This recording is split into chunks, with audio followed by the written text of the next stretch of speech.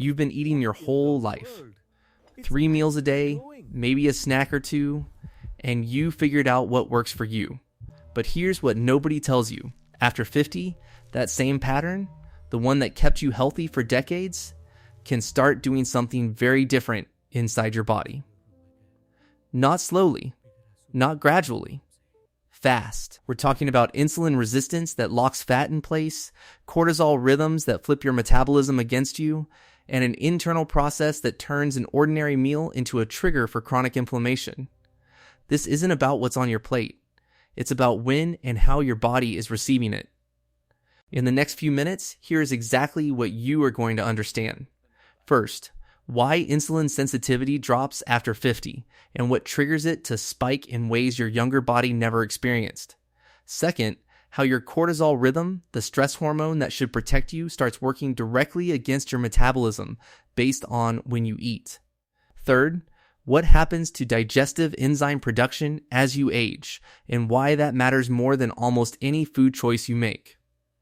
And finally, the single shift, one change to how you eat that clinical research shows can begin reversing this process within weeks. So, stay with me, because this next part changes everything you thought you knew about eating well after 50. According to the International Diabetes Federation, more than 537 million adults worldwide are currently living with type 2 diabetes. The majority developed insulin resistance silently, over years before a single symptom appeared. And here is what makes this specific to you after 50. Insulin sensitivity naturally declines by roughly 30 to 40%. Not because of disease, not because of poor choices, because of age. Your muscle mass decreases, your mitochondrial function slows, your pancreatic beta cells become less efficient at releasing insulin on demand. And when you layer a destructive eating pattern on top of that biological reality, you are not just slowing your metabolism, you are accelerating it toward a cliff edge. Most people have no idea this is happening until the blood work tells them it already has. That is why what you learn in this video matters the most. So let's start at the beginning. What is insulin resistance and why does it become so dangerous after 50? Every time you eat, your body converts carbohydrates into glucose. That glucose enters your bloodstream and your pancreas responds by releasing insulin. Insulin is essentially a key. It travels to your muscle cells, your fat cells, your liver cells, and it unlocks the door so glucose can enter and be used for energy. In a healthy body, this happens smoothly, efficiently. Your cells are responsive, the key fits the lock, and glucose moves in. But as you age past 50, the locks start to change. Your cell receptors become less sensitive to insulin signal. So your pancreas does what it's designed to do, it releases more insulin to compensate. And that excess insulin has consequences your body was never designed to handle indefinitely. A study published in the journal Diabetes Care found that skeletal muscle insulin resistance is a primary driver of type 2 diabetes progression, and it accelerates significantly in the decade after 50. The door is getting harder to open, and every meal you eat is testing that lock. Your body has a hormone called cortisol. Most people know it as the stress hormone, but cortisol has a second job that almost nobody talks about. It directly regulates your blood sugar. In the morning, cortisol is naturally high. That is by design. It mobilizes glucose into your bloodstream so your brain and muscles have fuel for the day. In the evening, cortisol is supposed to drop. That drop is a signal. Your body is winding down, preparing for rest, and your metabolism slows accordingly. But here's what most people over 50 are doing without realizing it. They are eating their largest meal at the exact moment cortisol is designed to be at its lowest. A large evening meal floods your bloodstream with glucose. Your cortisol is low, your insulin response is already impaired, and your metabolism is in rest mode. Your body has nowhere efficient to send that fuel. Research from the journal Obesity shows that individuals who consumed the majority of their daily calories in the evening had significantly worse insulin sensitivity and higher inflammatory markers, regardless of total calorie intake. It is not about eating too much. It is about eating at the wrong time. Here is the part that most people miss completely. Your digestive system is not static. It changes with age. And one of the most significant shifts after 50 is a measurable decline in the production of digestive enzymes, the proteins responsible for breaking your food down into absorbable nutrients. After 50, your pancreatic enzyme output can drop by up to 40%. Stomach acid production, which activates those enzymes, also declines significantly. What does this mean in practice? It means the food you eat is spending more time partially broken down in your gut, fermenting, creating inflammation, and producing compounds that stress your intestinal lining. And here's the shocking part. When your gut lining is under repeated stress from poorly processed food, it becomes more permeable. A study published in the journal Gut found that intestinal permeability increases with age, allowing bacterial endotoxins to enter your bloodstream and trigger systemic chronic inflammation. That inflammation signals your fat cells to store more. It signals your insulin receptors to become even less sensitive. It signals your immune system to stay permanently activated. You are not just failing to absorb your food well, you are using that food to start a fire inside your body. Chronic inflammation after 50 is not an event. It is a state.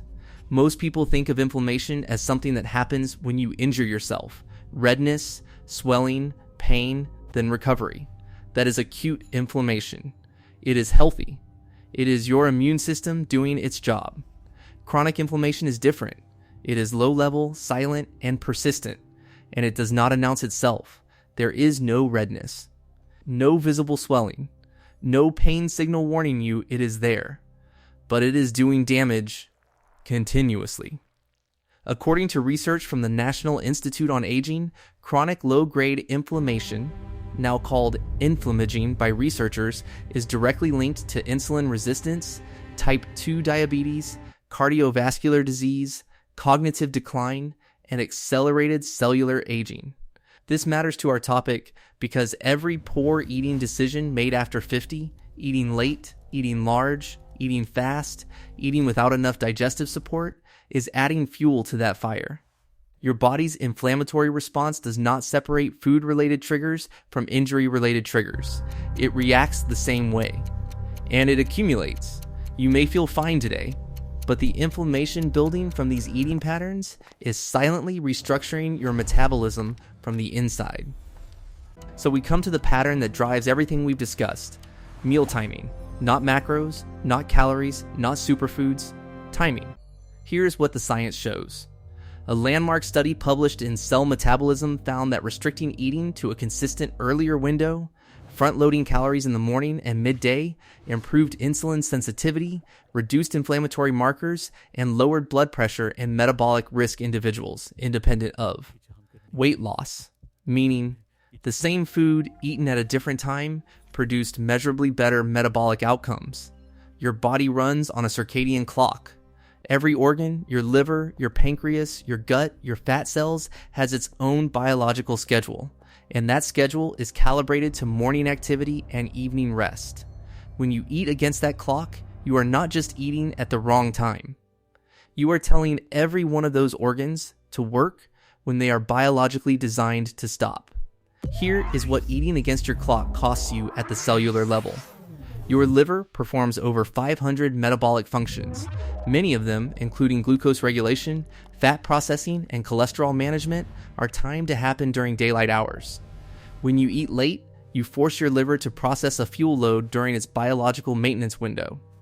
Your pancreas secretes more insulin at night than it can effectively use because its own clock says it should be resting, not responding. Your gut motility, the movement that pushes food through, slows significantly after dark.